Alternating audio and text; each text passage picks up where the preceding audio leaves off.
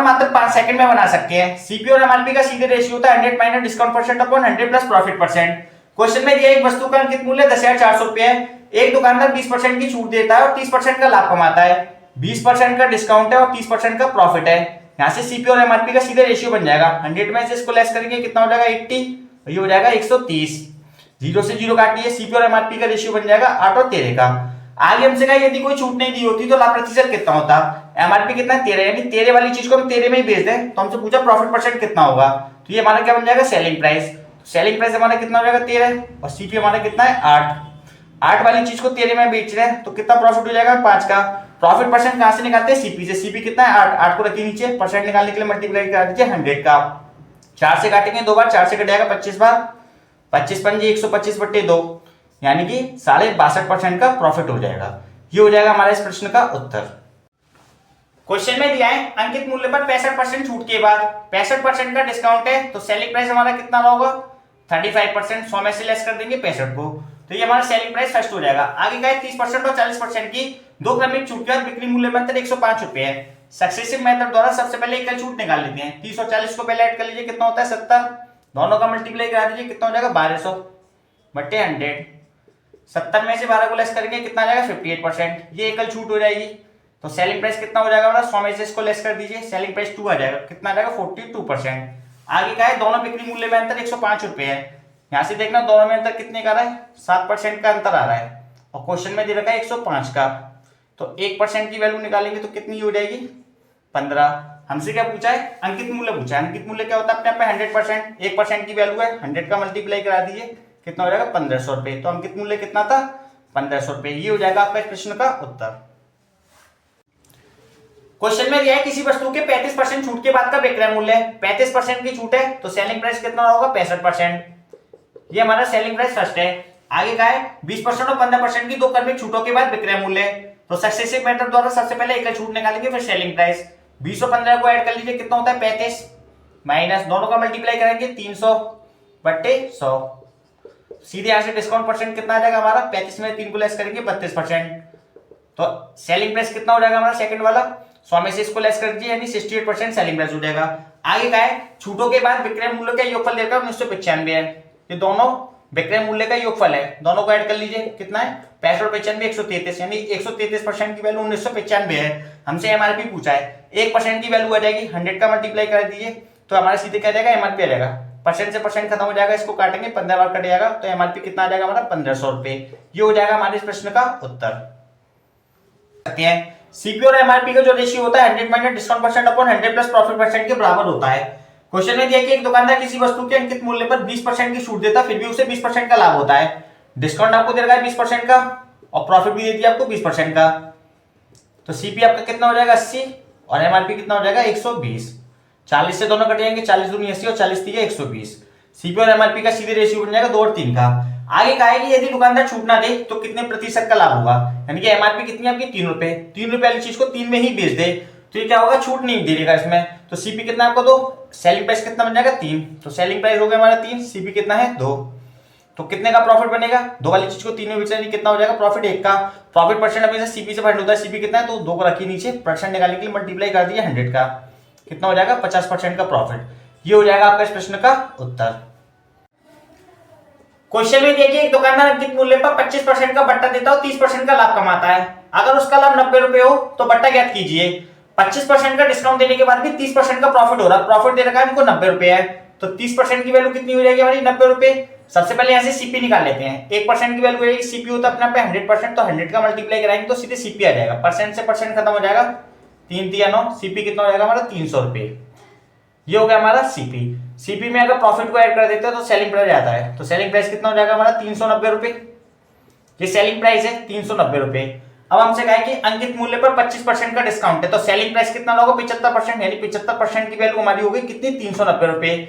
यहाँ से 1% की वैल्यू आ जाएगी। डिस्काउंट पूछा है, डिस्काउंट कितना 25%, यानी 25 का मल्टीप्लाई कराते हैं तो सीधे डिस्काउंट आ जाएगा, परसेंट से परसेंट खत्म, 25 3 75, 3 का भाग लगाएंगे 3 एकम 3 3 9, यानी 130 रुपए हो जाएगा हमारा डिस्काउंट। ये हो जाएगा हमारे इस प्रश्न का उत्तर। क्वेश्चन में दिया कि किसी घड़ी के अंकित मूल्य पर 10% छूट देने के बाद घड़ी का विक्रय मूल्य 1,80 है। 1,80 जो आपको सेलिंग प्राइस दिया है वो 10% डिस्काउंट के बाद का है। 100 रुपए पर 10% का डिस्काउंट है तो सेलिंग प्राइस कितना होगा 90, यानी 90 यूनिट की वैल्यू कितनी है 1,80 है। सबसे पहले यहाँ से एमआरपी निकाल लेते हैं। एमआरपी क्या होता है अपने आप में 100% होता है। यहाँ से 1 यूनिट की वैल्यू आ जाएगी, 100 का मल्टीप्लाई कराएंगे तो सीधे एमआरपी आ जाएगी। 90 से इसको काटेंगे 12 बार कट जाएगा, 100 का मल्टीप्लाई कराएंगे तो एमआरपी कितनी हो जाएगी हमारी 1200 रुपए। आगे हमसे कहा है यदि छूट नहीं दी होती तो दुकानदार को 20% का लाभ होता। छूट नहीं देंगे यानी 1200 वाली चीज को हम 1200 रुपए में बेच देंगे, ये हमारा सेलिंग प्राइस बन जाएगा।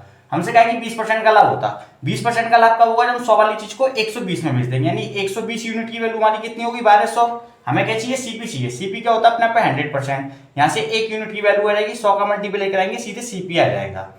120 से इसको काटेंगे 10 बार, सीपी कितना हो जाएगा हमारा 1000 रुपए। ये हो जाएगा हमारे इस प्रश्न का उत्तर। क्वेश्चन में दिया कि एक दुकानदार एक वस्तु के अंकित मूल्य पर 5% छूट देकर 266 रुपए में बेचता है। 266 रुपए आपको जो सेलिंग प्राइस दिया है वो 5% डिस्काउंट के बाद का है।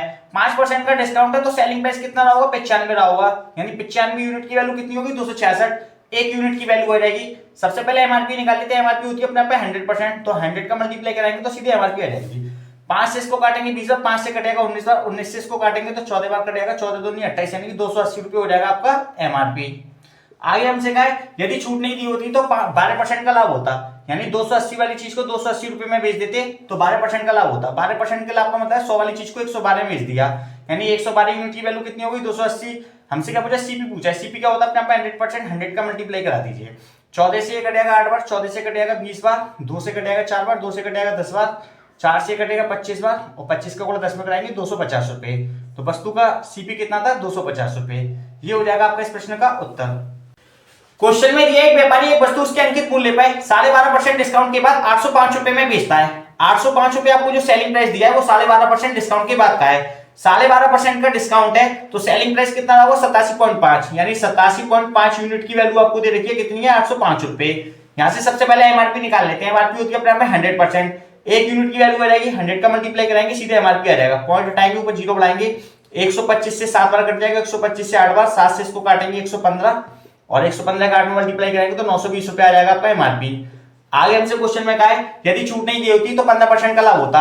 920 रुपए वाली चीज को 920 रुपए में बेच देते तो 15% का लाभ होता। 15% का लाभ का मतलब है 100 वाली चीज को 115 में बेच दिया है तो 115 यूनिट की वैल्यू हो गई आपकी 920। सीपीसी हमको सीपी होता है अपने आप में 100%, 100 का मल्टीप्लाई करा दीजिए।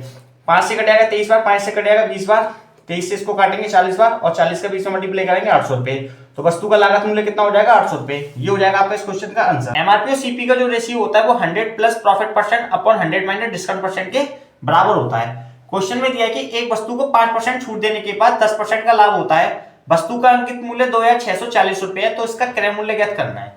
एमआरपी हमको दे रखी है 2640 रुपए है, 5% का डिस्काउंट है यानी 5% का डिस्काउंट है, प्रॉफिट कितने का 10 का, तो ये हो जाएगा आपका 110 और ये हो जाएगा आपका 95 नीचे। ठीक है, 0 से 0 काट लीजिए, 11 का इसमें भाग लगाएंगे, 11 दूनी 22, 11 चौक 24, 44 बार चलाएगा, 95 का इसमें सीधे गुणा करा दीजिए तो सीपी कितना आ जाएगा आपका 24 गुणा 95 और 24 का गुणा 95 में कराएंगे तो कितना होता है 2280 रुपए होता है। ये हो जाएगा आपका इस क्वेश्चन का आंसर।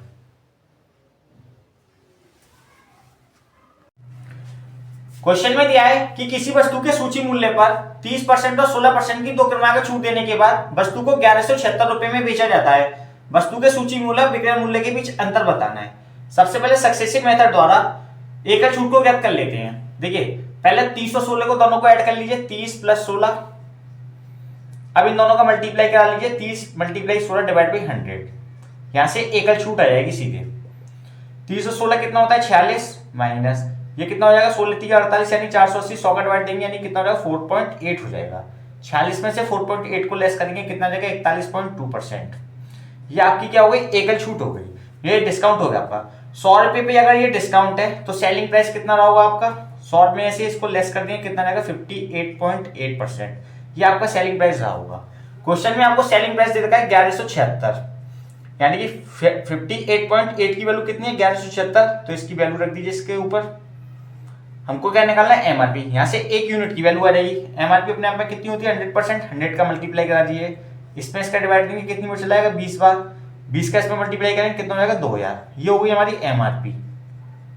हमसे पूछा है एमआरपी और सेलिंग प्राइस के बीच अंतर कितना है। सेलिंग प्राइस हमको कितना दे रखा है 1176, 2000 में से 1176 को लेस करेंगे कितना आ जाएगा 824। ये हो जाएगा आपका इस क्वेश्चन का आंसर।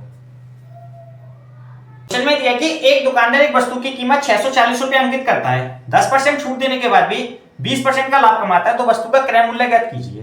देखिए 640 रुपए आपको अंकित मूल्य दिया है, अंकित मूल्य अपने आप में कितना होता है 100%, यानी 100 यूनिट की वैल्यू दे रखी है, 10% की छूट दी जा रही है, यानी 100 रुपए पे 10% की छूट है, तो उसका सेलिंग प्राइस कितना होगा 90%, यानी 90 यूनिट की वैल्यू निकाल लीजिए सीधे। एक जीरो से जीरो और जीरो से जीरो काटिए, 9 का मल्टीप्लाई करेंगे 576 आ जाएगा, ये आपका हो जाएगा सेलिंग प्राइस। आगे हमसे कहा है कि छूट देने के बाद ही 20% का लाभ होता है, 20% का लाभ यानी कि सेलिंग प्राइस है आपका, तो 20% का लाभ का मतलब है 100 रुपए वाली चीज को 120 में बेच दिया, यानी 120 यूनिट की वैल्यू हो गई थी आपकी। हमसे पूछा क्या वस्तु का सीपी पूछा है, सीपी क्या होता है अपने आप में 100%, तो 100 का मल्टीप्लाई करा दीजिए, यहाँ से 1 यूनिट की वैल्यू आ जाएगी, 1 यूनिट की वैल्यू को 100 में मल्टीप्लाई कराएंगे सीधे सीपी आ जाएगा। जीरो से जीरो काट लिए, 2 पंजे 10, 2 6 12, 6 से इसको काटेंगे 96 बार कट जाएगा, और 96 का मल्टीप्लाई करेंगे कितना आएगा 480 रुपए, तो वस्तु का क्रय मूल्य कितना था 480 रुपए। ये हो जाएगा आपका इस क्वेश्चन का। क्वेश्चन में दिया कि किसी वस्तु को अगर 69 में बेचते हैं तो 8% की हानि होती है, अगर उसे 78 में बेचें तो कितने प्रतिशत का लाभ होगा। सबसे पहले वस्तु का क्रय मूल्य निकालते हैं, हमको सेलिंग प्राइस दे रखा है कितना है 69, तो यूनिट में सेलिंग प्राइस बनाते हैं। 100 रुपए वाली चीज पे अगर 8% की हानि हो रही है तो सेलिंग प्राइस कितना होगा 92, यानी 92 यूनिट की वैल्यू कितनी हो जाएगी 69।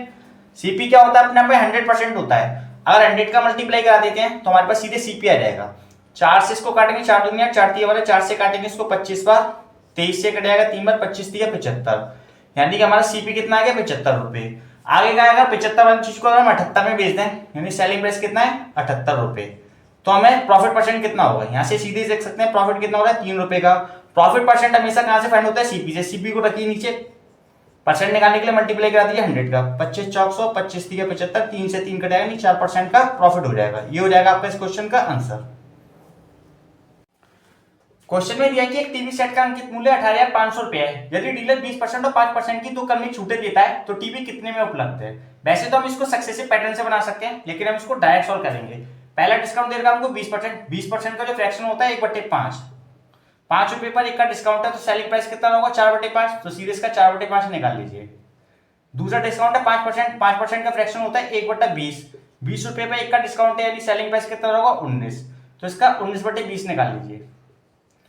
20 पंजे 100, 100 से 2 जीरो काट दीजिए, 185 का 4 में गुणा कर दीजिए, ये हो जाएगा 4 पंजे 20, 18 चौक 72, 73 74, नहीं 740, 740 का 19 में मल्टीप्लाई कराएंगे, जीरो 19 चौक 76 और 19 सत्ते 133 और 6 40, यानी कि 14,060 रुपए। ये हो जाएगा आपके इस प्रश्न का उत्तर।